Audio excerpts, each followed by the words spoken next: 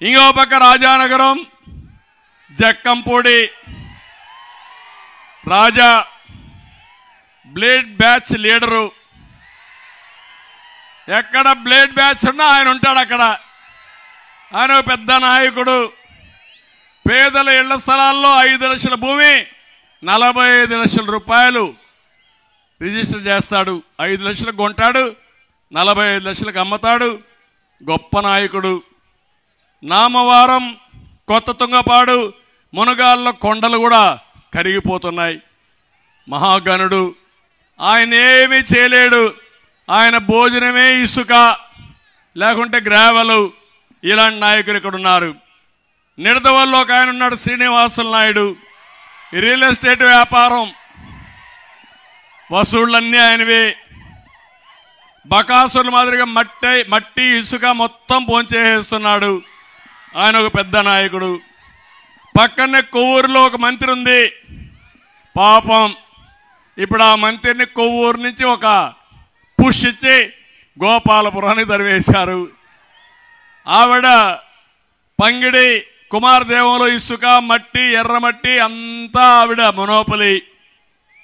ప్రతి 100 మీటర్లకు ఇష్టారాజ్యంగా ఇసుక ర్యాంపులు పెట్టింది. బ్రహ్మాండమైన వ్యాపారం. గోదావరి మాత్రం ఎప్పుడు దిగిపోతుందో తెలియదు, కానీ వాళ్ళు మాత్రం బాగుపడే పరిస్థితికి వచ్చారు. అక్కడ ఒక దళిత నాయకుడు, ఒక యువకుడు మహేంద్ర ఆత్మహత్య చేసుకునే పరిస్థితి తీసుకొచ్చారు. వాళ్ళంతా ఆందోళన చేశారు. ఈవిడికి ఇప్పుడు సీటు పోయింది. గోపాలపురం తరివేశారు. గోపాలపురంలో ఒక నాయకుడు ఉన్నాడు, ఆయన తలారి వెంకట్రావు.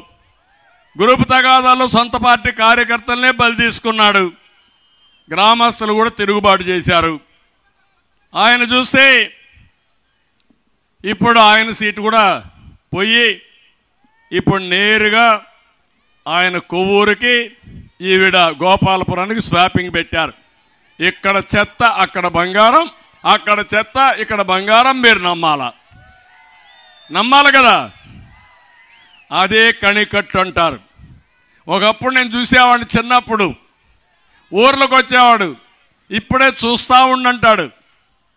గుడ్డు పొదిగిందంటాడు, పిల్ల వచ్చిందంటాడు, అదిగో ఎగిరిపోతాను చూడమంటాడు, నువ్వు కాదంటే చూడు అంటాడు. అదే కణికట్టు, అదే జరుగుతా ఉంది. జగన్మోహన్ రెడ్డి చేసే కణికట్టుని మనం ఆమోదించాలా. నేను చెప్పా జగన్మాయ, మా తమ్ముడు చెప్తాడు జగన్మాయ అంటే వీళ్ళు ఏ విధంగా తయారయ్యారో ఆలోచించమని కోరుకుంటూ నేను ఒకటే మీకు చెప్తున్నా, ఈ గోదావరి తీరాన మనం ఉన్నాం. నేనే గోదావరి పుష్కరాలు పెట్టి ఈ రాజమండ్రిని బ్రహ్మాండమైన టూరిజం హబ్గా తయారు చేయాలనుకున్నాం. దానికి కట్టుబడి ఉన్నాం. తప్పకుండా మళ్ళీ చేస్తామని చెప్పి నేను మీకు హామీ ఇస్తున్నా. ధాన్యం రైతులు ఇక్కట్లు తొలగిస్తాం, అక్వా రైతులను ఆదుకుంటాం. రోడ్లన్నీ అధ్వానంగా అయిపోయినాయి. రోడ్డు మీదనే డెలివరీ అయ్యే పరిస్థితి వస్తూ ఉంది. నేను ఆ రోడ్లన్నీ బాగు చేసే బాధ్యత మేము తీసుకుంటాం. మళ్ళీ ఉచిత ఇసుక విధానం తీసుకొస్తాం. అందరికీ ఉపాధి ఇస్తాం. పంట కాలువల్ని ఆధునీకరణ చేస్తాం. అందుకే నేను అడుగుతున్నా, ఈరోజు యొక్క కలియుగ భస్మాసుడు ఉన్నాడు. మీరందరూ ఆ రోజు మీ నెత్తిన చేయబెడితే, బుగ్గలు చేయబెట్టి ఇది చేస్తే మీరందరూ ఐసైపి ఓట్లు వేసేశారు, వరం ఇచ్చారు.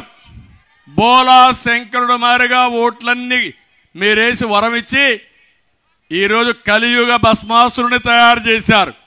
5 ఏళ్లు ఈ భస్మాసురుడు ఎవరి తలపైన చేయబెడితే వాళ్ళు భస్మం అయిపోయే పరిస్థితికి వచ్చారు. నేను కూడా బాధితుడినే, అవునా కాదా అని మిమ్మల్ని అడుగుతున్నా. పవన్ కళ్యాణ్ కూడా బాధితుడే. వేదిక పైన అందరం బాధితులమే. వేదిక పైనుండే మీరు బాధితులే. రాష్ట్రంలో 5 కోట్ల మంది బాధితులమే. 5 ఏళ్లు మనకు దారి దొరకలా. నిన్ననే మీరు చూస్తే మా జయదేవ లాంటి వ్యక్తి, బ్రహ్మాండంగా పోరాడిన వ్యక్తి, నాకు రాజకీయాలు వద్దు, కొంత సమయం విరామం కావాలని విశ్రాంతి తీసుకొచ్చే పరిస్థితి వచ్చాడంటే ఈ సైకో దెబ్బకి అందరూ పారిపోతున్నారు. అందుకే అడుగుతున్నా మళ్ళీ మిమ్మల్ని అందరినీ, ఈ రాష్ట్రాన్ని కాపాడుకుందామా లేదా అని మిమ్మల్ని అడుగుతున్నా. బానిస జీవితం